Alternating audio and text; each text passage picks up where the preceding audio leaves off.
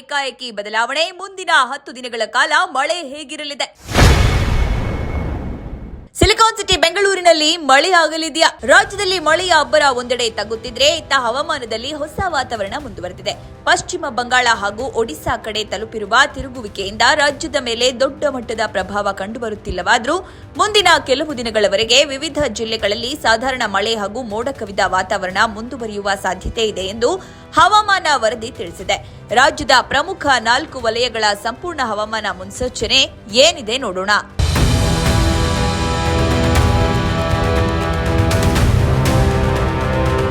ಕರಾವಳಿ ಭಾಗದಲ್ಲಿ ಹೇಗಿರುತ್ತೆ ಹವಾಮಾನ? ಕರಾವಳಿ ಭಾಗದ ಕಾಸರಗೋಡು ಸೇರಿದಂತೆ ರಾಜ್ಯದ ಕರಾವಳಿ ಜಿಲ್ಲೆಗಳಲ್ಲಿ ಮೋಡ ಕವಿದ ವಾತಾವರಣದೊಂದಿಗೆ ಅಲ್ಲಲ್ಲಿ ಒಂದೆರಡು ಕಡೆ ಮಳೆಯ ಮುನ್ಸೂಚನೆ ನೀಡಲಾಗಿದೆ.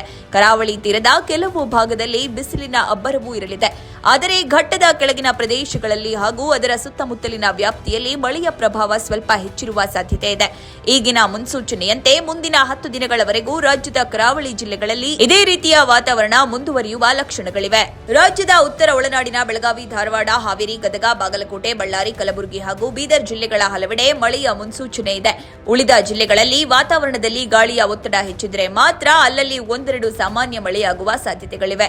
ಸದ್ಯದ ಮಾಹಿತಿ ಪ್ರಕಾರ ಉತ್ತರ ಒಳನಾಡು ಜಿಲ್ಲೆಗಳಲ್ಲಿ ಮುಂದಿನ 2 ರಿಂದ 3 ದಿನಗಳ ಕಾಲ ಸಾಧಾರಣ ಮಳೆ ಮುಂದುವರಿಯಲಿದೆ.